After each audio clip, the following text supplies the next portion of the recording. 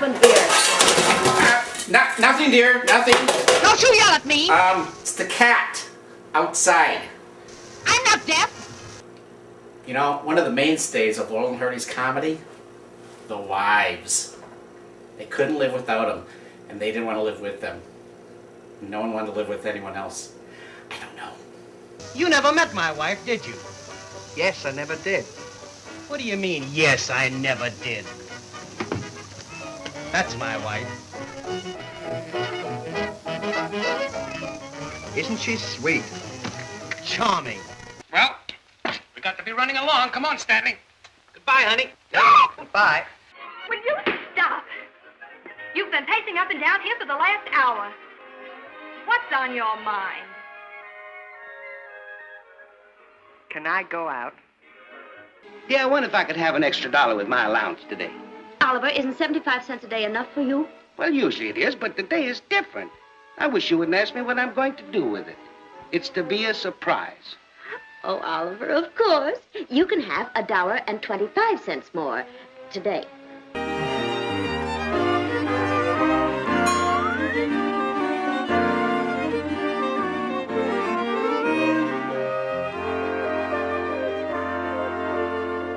Good morning, sweetheart. Don't good morning me. Where were you last night? Stan took me to see a Punch and Judy show. I'm getting sick and tired of this. It's Stan here, Stan there. Stan wants me to go here, Stan wants me to go there. I tell you, it's beginning to get on my nerves. Why, you ought to be ashamed to even be seen on the street with him. Oh, darling. Oh, sugar. I want you to meet my buddy. Don't sugar me. And how often have I told you not to bring your tramp friends around here? Oh, but dear, I haven't seen Stan in 20 years. I couldn't see him in 100 years. I'm sorry, but it's imperative, positively imperative that Stanley Wentz tonight. Something to do with my campaign. Is that so? Well, I don't care anything about your campaign.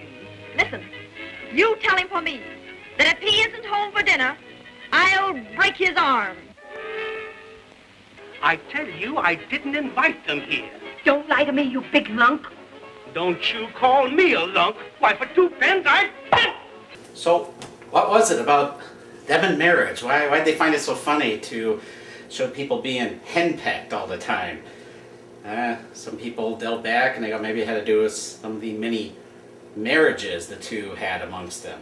Mostly Stan, but mostly it was just a comic mainstay, which everyone did, from Chaplin to Keaton. But, I don't know, Laurel and Hardy just excelled at finding the most vicious wives in the world to get hooked up with, and maybe that's why I'm a bachelor today. You wax eater. Yes, dear. Yes, dear. Almost finished. Oh, she's just fine, thank you. That's fine. There's not... Hey, the wife. Oh!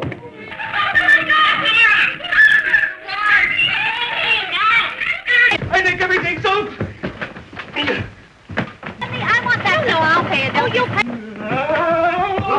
Quick, hide some. No, not there. Get out of there.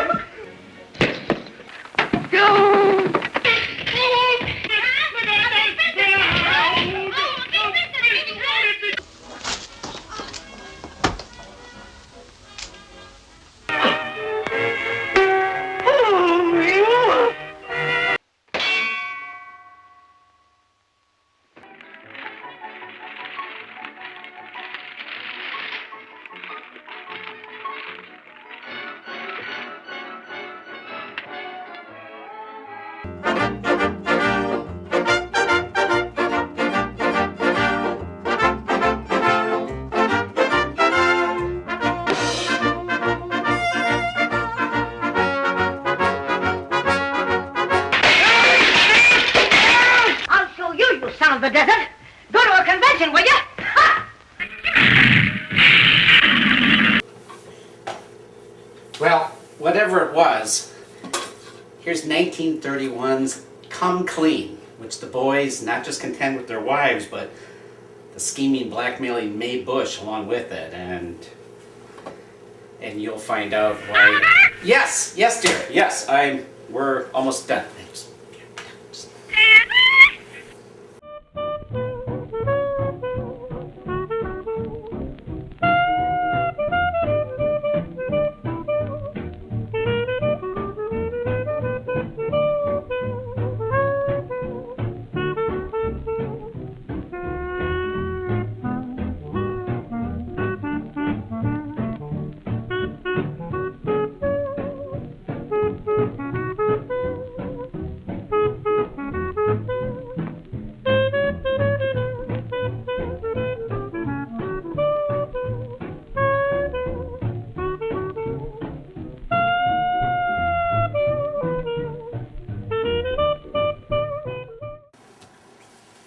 All right, a pop quiz. The first great stars to come out of the Hal Roach studio.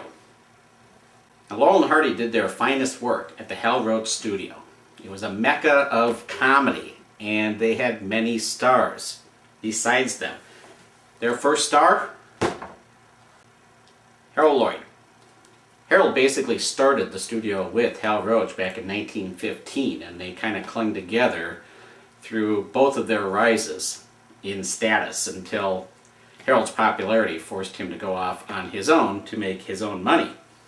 At the time of Lloyd partaking from the studio, they hired a young up-and-coming writer, director, producer, actor named of Charlie Chase, who started out first at the studio as being basically the supervisor director of all of the outputs until he eventually went back before the camera and got his own series.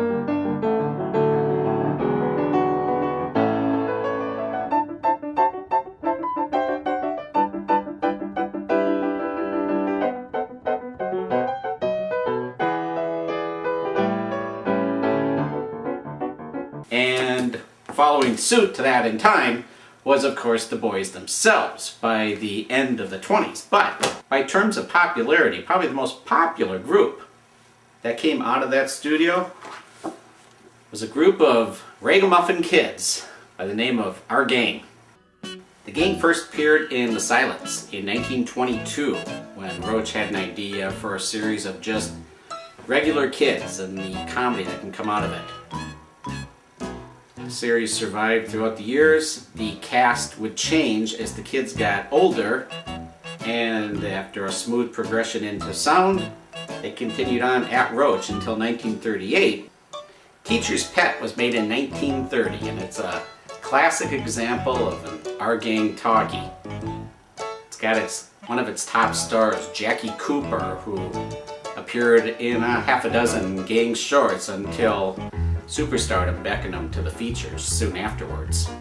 This short was also the first appearance of the gang's teacher, Miss Crabtree. So here's the kids in all their glory, walking along vintage Culver City out in the rural dirt roads, right outside of LA.